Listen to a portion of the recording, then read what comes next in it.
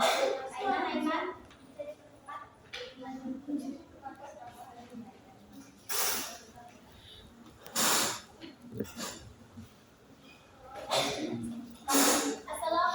warahmatullahi wabarakatuh.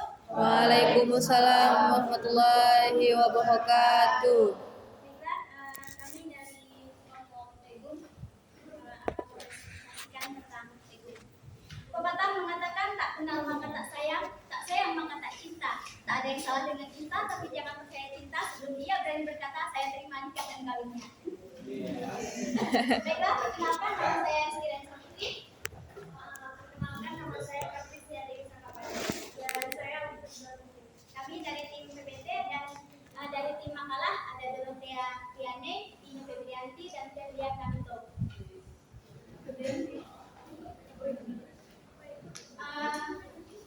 Legum, teman-teman pasti udah sering kan mendengar kata legum? Jarang. Sering ke jarang?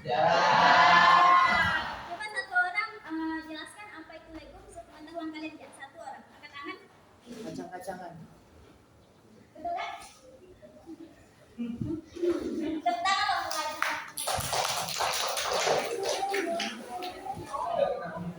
Oh ya Allah.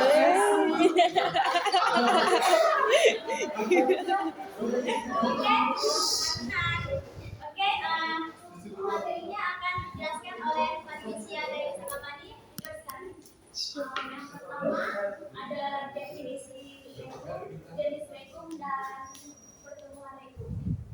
Legum atau leguminosa merupakan tanaman pakan yang mempunyai nilai gizi yang terutama pada protein, asam dan juga mineral.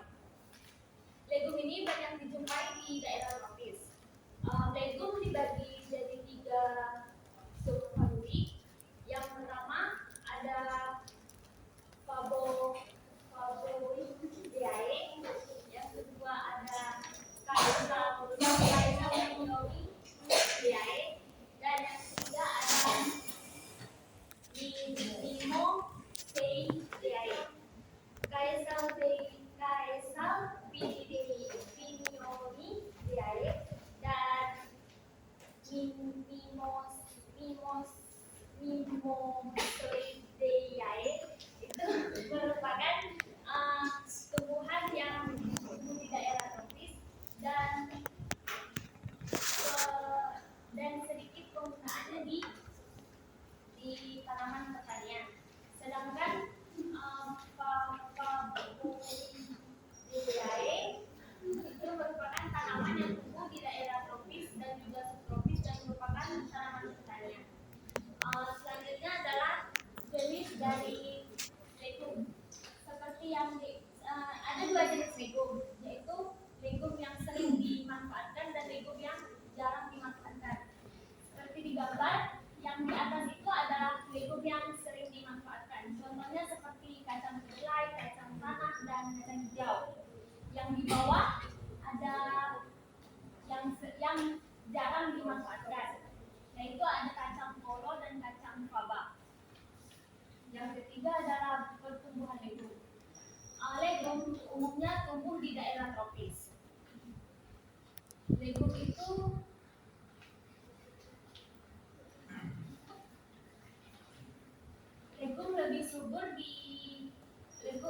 lebih subur pada saat musim hujan, sedangkan pada saat musim kemarau legum itu pertumbuhannya itu menurun.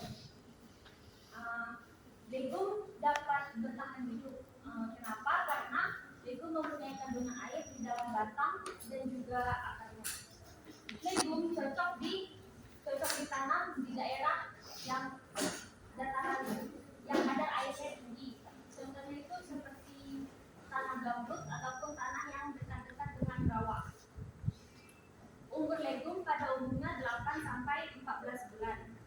Legum sekitar 9 sampai 120 hari itu sudah bisa dipanen, dan batang legum itu sekitar 2 sampai 5 cm itu sudah bisa dibilang dewasa dan sudah bisa dipanen. Legum tumbuhnya secara lambat dan biasanya menyangga agar lebih mudah dipanen. Selanjutnya akan dilanjutkan oleh rekan Coba saya, satu aja. Rizky Rajimisa. Oke, sebelum kita lanjut, tadi udah dijelaskan kan, ini jenis kacang sedang saja.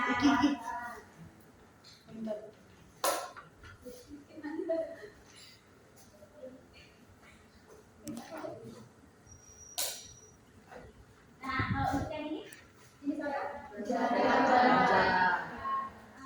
Kalau yang sering dimanfaatkan ini contohnya apa? Oke, bentar ya.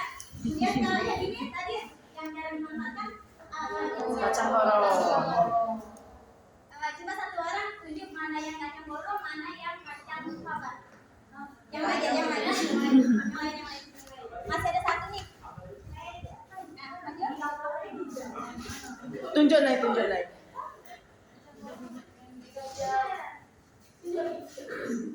Maju lah.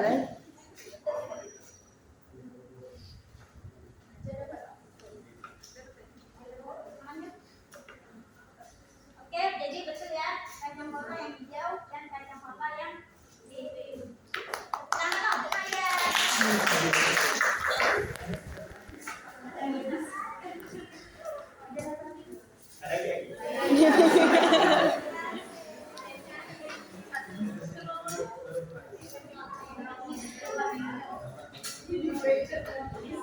Oke, lanjut ya.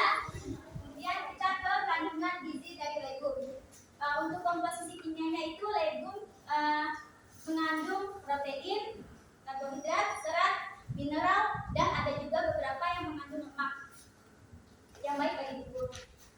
Kemudian legum juga mengandung senyawa fitonutrien atau kandungan zat kimia yang terdapat pada tumbuhan yang bersifat antioksidan.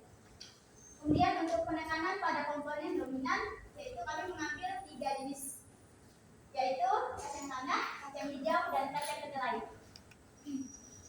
Kemudian untuk karakteristik umumnya, ya kita tahu lah kan, kalau karakteristik umum itu terdiri dari akar, batang, daun, bunyi lah, buah, biji. Kemudian manfaat bagi kesehatan yaitu menyediakan sumber zat besi yang kaya, mineral penting yang mengangkut oksigen melalui darah, kemudian mengandung folat yang membantu menghasilkan sel-sel sehat, dia tinggi, kacang-kacangan, dapat menawarkan efek pencegahan terhadap penyakit kronis. Oke, untuk selanjutnya akan dijelaskan oleh Audi Fadil. Baik, terima kasih, akan saya lanjutkan. Salah.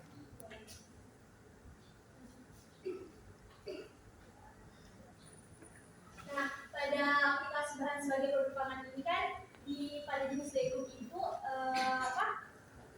tidak semua jenis legum bisa dimanfaatkan karena legum biasanya dijadikan sebagai pakan ternak.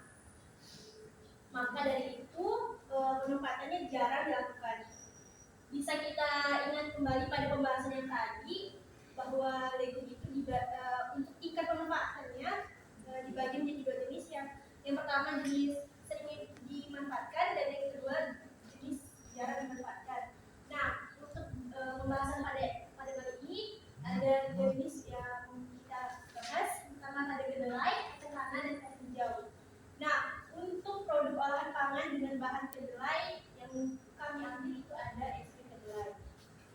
Es krim kedelai ini merupakan produk olahan lanjutan dari susu sapi atau susu kedelai. Seperti yang kita ketahui bahwa susu kedelai es krim ini kan bahan dasarnya susu kedelai. Nah, pada susu kedelai ini memiliki banyak khasiat bagi kesehatan, antara lain seperti menurunkan berat badan, menurunkan kolesterol, mengontrol gula darah, menurunkan pertumbuhan, dan menurunkan tekanan darah. Nah, susu kedelai itu juga mengandung asam lemak omega 3 yang merupakan asam lemak sehat. Nah, pada asam lemak omega 3 itu bermanfaat untuk menurunkan risiko demensia atau penyakit Alzheimer. Pada susu kedelai itu mengandung protein yang setara dengan susu sapi, namun lebih rendah kalori daripada susu sapi. Maka dari itu, es krim ini bisa sebagai alternatif bagi untuk yang sedang diet, terus untuk yang intoleran laktosa, yang dimana dalam sistem pencernaannya tubuhnya itu tidak mampu untuk mencerna laktosa itu yang pada produk susu. Kemudian selanjutnya ada pasta kacang tanah. Nah, produk ini umumnya digunakan sebagai pengisi atau selai untuk rosatia. Untuk diagram alir atau proses pembuatannya akan dilakukan pada selanjutnya. Untuk yang terakhir ada produk susu kacang hijau. Nah, Indonesia memanfaatkan kacang hijau masih sangat terbatas. Diversifikasi olahan produk kacang hijau ini potensial dapat dikembangkan baik sebagai produk jadi maupun produk setengah jadi. Pada produk kacang hijau ini mempunyai karakteristik yang sama dengan kedelai, sehingga bisa diolah menjadi susu. Susu kacang hijau ini cocok untuk balita karena karbohidrat kacang hijau mempunyai daya cerna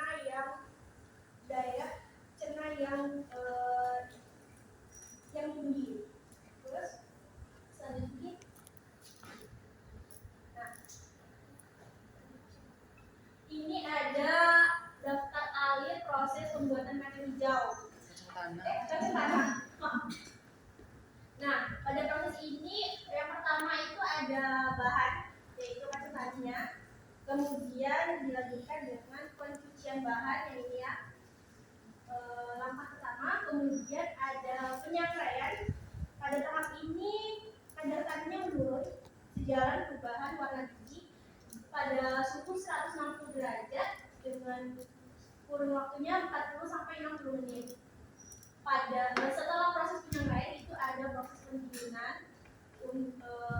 Kemudian ada proses di sini ada namanya proses homogenisasi, itu pencampuran garam, bahan pemanis dan pengemulsi dengan jumlah maksimal 10%. Nah, yang terakhir itu ada pengemasan yang produk akhir proteinnya itu pasta kacang tanah. Oke, sampailah pada kesimpulannya, yaitu merupakan sumber bahan pangan yang memiliki zat gizi seperti protein, karbohidrat, serat kasar, dan lemak, sehingga berpotensi untuk dijadikan beberapa olahan bahan pangan yang baik bagi tubuh dan meningkatkan kualitas baik dari kandungan gizi dan harga dari produk itu sendiri. Oke, terima kasih. Sebelum kami akhiri, apakah ada yang ingin bertanya?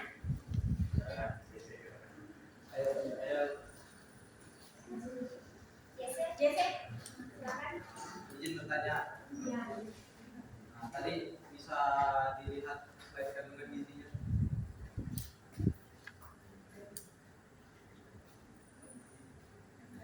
Nah, itu dia tinggi kacang-kacangan dapat menawarkan efek pencegahan terhadap penyakit kronis. Maksud penyakit kronisnya ini apa gitu? Sementara di kedokteran penyakit kronis ini penyakit yang udah lama. Kira-kira penyakitnya kemana?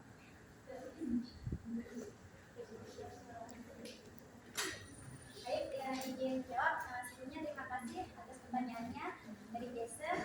Jadi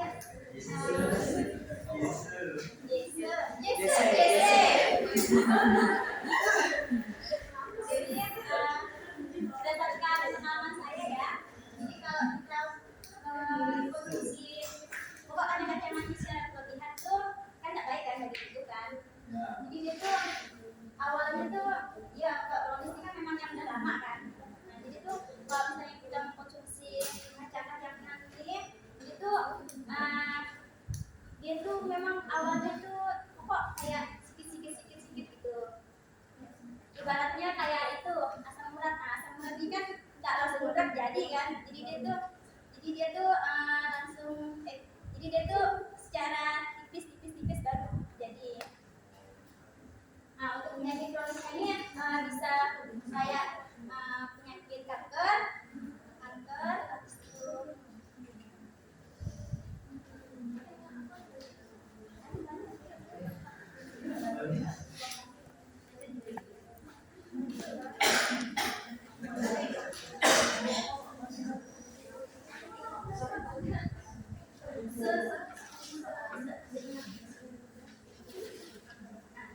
seingat kami yang anak tuh penyakit kronis itu seperti kanker. Tadi itu diet ini maksudnya kita tuh diet apa? Kita diet dalam arti mengurangi kacang-kacangan atau makan kacang-kacangan itu sebagai iya kayak bagian dari diet kita.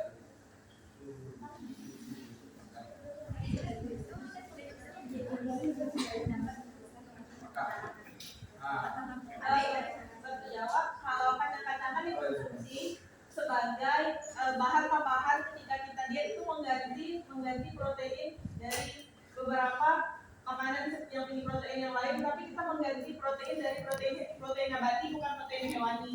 Jadi dengan mengonsumsi protein nabati, lemak yang terkandung pada protein nabati itu tidak terlalu tinggi. Lemak yang terkandung pada kacang-kacangan itu tidak terlalu tinggi, sehingga jika kita mulai konsumsi lemak, maka berat badan kita itu tidak akan bertambah kalau lemaknya lebih rendah daripada protein hewani. Kalau menurut pelajaran biokimia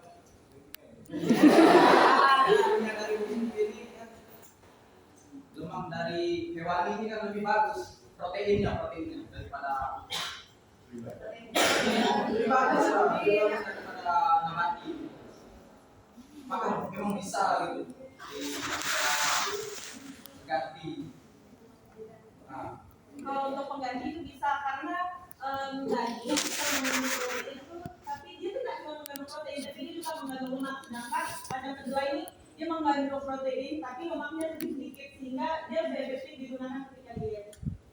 Apakah bisa menangkap penyakit lain?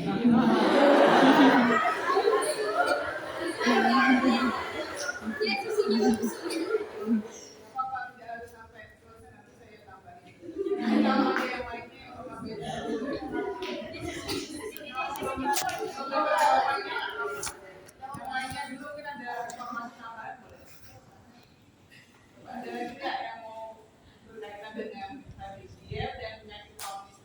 Ini saya ingin menambah pertanyaan. Jadi kan tadi ada olahan berkelanjutan dari kacang kedelai menjadi susu kan? Itu sebagai pengganti dari susu dari hewani. Jadi kalau yang saya ketahui kan jika kita makan terus menerus kayak setiap pagi minum susu hewani itu bisa menyebabkan kita sehat. Bagaimana kalau misalnya susu kedelai ini kita konsumsi sehari-hari itu menyebabkan baik untuk tubuh kita atau sebaliknya? Konteks susu kedelai tadi itu kan untuk pengganti susu sapi. Iya. Untuk si penderita intoleran laktosa. Untuk yang tadi mungkin dari mana lah pertanyaannya kan kalau minum susu hewani tiap hari ya bagus. Nah, kalau minum susu nabati yang hari ini misalnya susu kacang bisa kira gimana? Bisa juga dihubungkan dengan yang tadi takut intoleransi.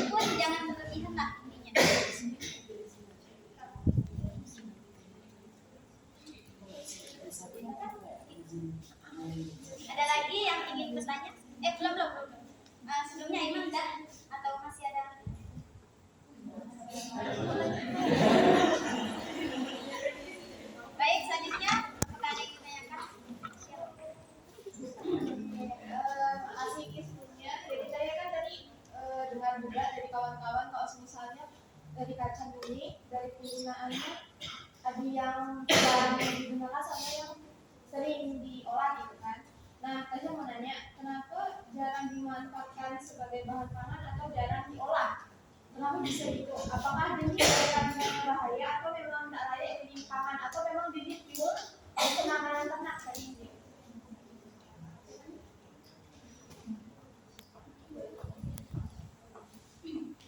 Jawab ya. Nah, untuk yang kacang koro dan kacang faba tadi itu kan jarang dimanfaatkan ya karena sebenarnya ini menurut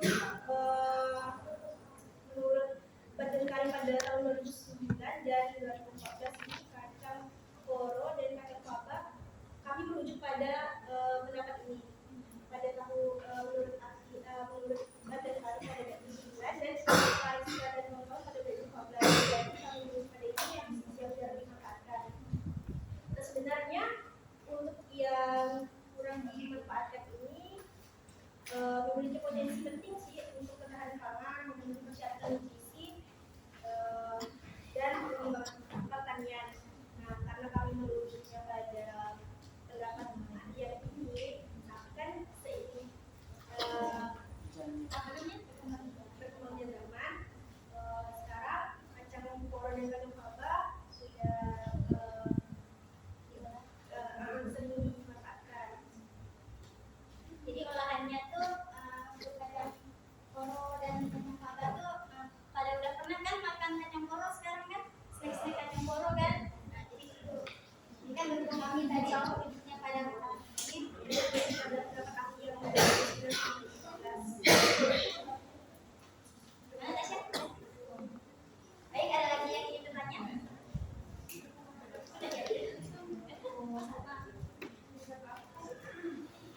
Ini sama pertanyaannya lanjut lagi. Udah sampai nih.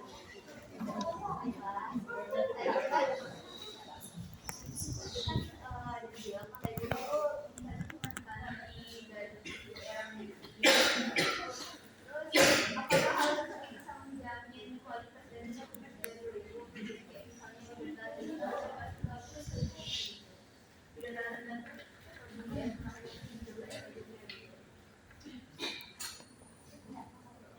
Rizka, boleh diulang lagi enggak? Enggak kedengaran. Buka ya? kan ada Lego yang cuma bisa ditanam. Lego itu bisa ditanam di daerah yang banyak air, kayak dataran tinggi gitu. Apakah hal tersebut bisa menjamin kualitas dan nilai gizi dari Lego? Nah, Lego itu kan terdapat banyak kandungan air kan. Kalau tadi kan udah bilang, kalau misalnya di daerah yang kering atau karena musim kemarau atau pertumbuhan Lego itu kan menurun. Pertumbuhan Lego itu kan menurun. Nah,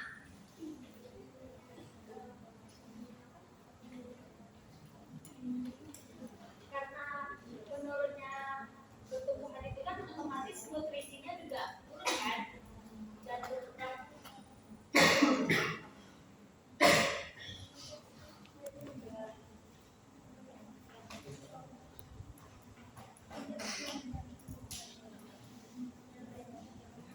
Nah, ini menambahkan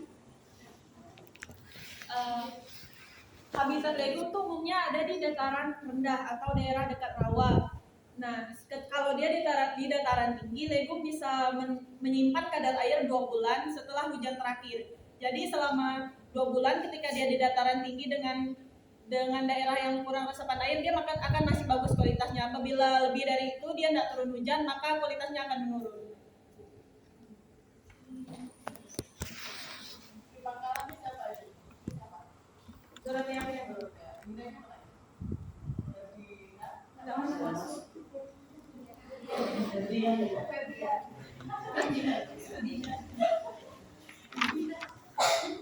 Enggak orang baik.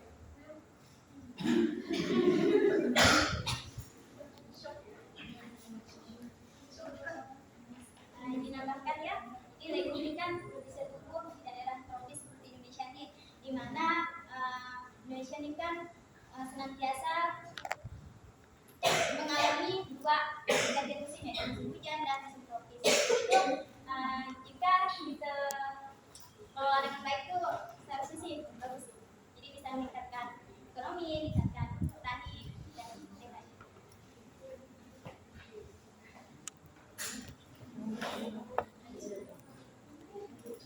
Gimana Kak? Sudah aman?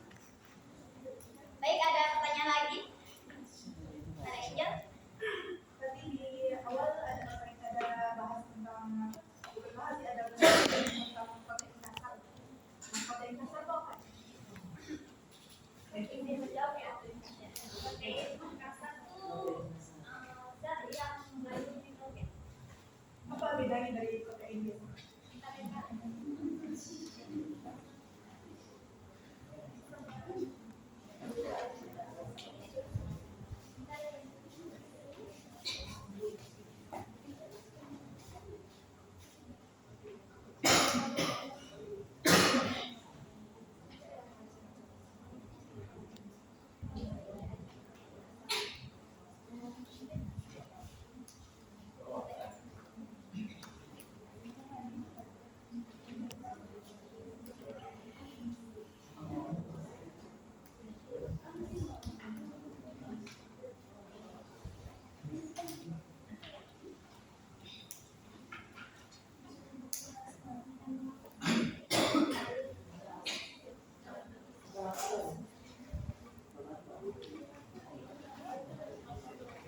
Desi aku lucu ya.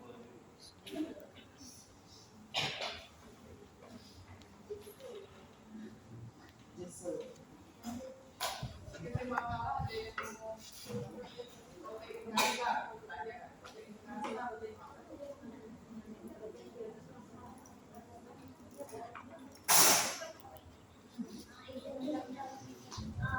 Protein kasar kan semua zat yang mengandung nitrogen. Terus di dalam proteinnya tuh rata-rata tuh mengandung nitrogen tuh 10%. Kisaran tuh 13 sampai 19%.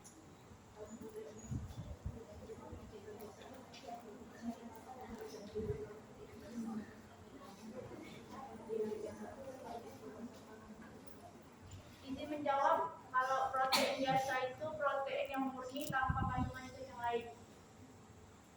Kalau protein kasar ada tambahan zat lain. Nah, kalau yang kasar ada tambahan zat lain. Zat lainnya itu nitrogen. Ya. Sudah, terima kasih. Baik, ada lagi yang ingin ditanyakan?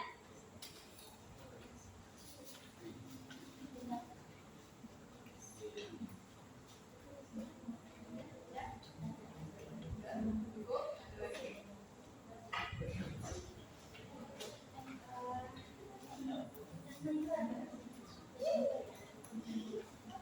Oke, baiklah, karena tidak ada yang bertanya lagi, maka presentasi ini kami tutup. Mohon maaf apabila ada kesalahan atau jawaban yang kurang tepat dari kami mohon maaf. Kami akhiri. Assalamualaikum warahmatullahi wabarakatuh. Waalaikumsalam